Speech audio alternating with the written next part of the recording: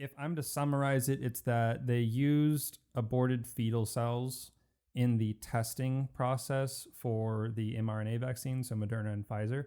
When it comes to the Johnson and Johnson, I think that they were used, and I don't want to misspeak here, and maybe I can find it on one of these pages I have pulled up, but the Johnson and Johnson one also tested, but they might have used it in one other stage. Now, I want to clarify something. There is not, as far as it's been known, there is not fetal cell tissue in the vaccinations that are being injected. Because that's what into. I was wondering. And that's what a lot of people yeah. assumed when that came out. So these fetal cells were used, at least one of them is confirmed to be from an abortion. The other one's either an abortion or a miscarriage. But we're looking at fetal cell line HEK293, which was a kidney cell line that was isolated from a fetus back in 1973.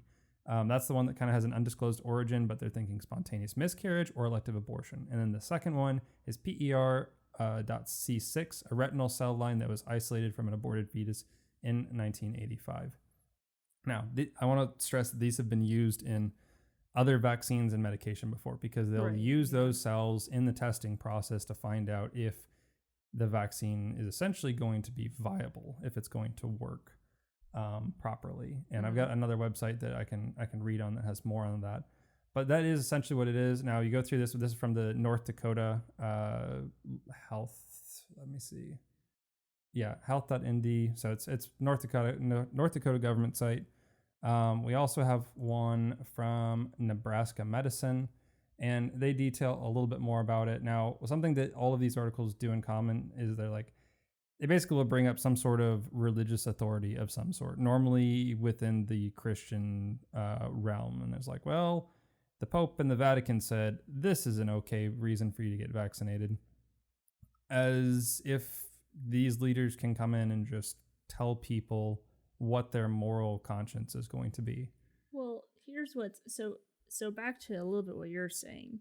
So Project Veritas, though, so it seems like this information is out there and open. So this is out there. What happened with Project Veritas? What ended up happening with Project Veritas is not the release that this information was out there, because it was. I knew about it before Project Veritas came out because I wanted to know what's going on with the vaccine. I've heard these things before.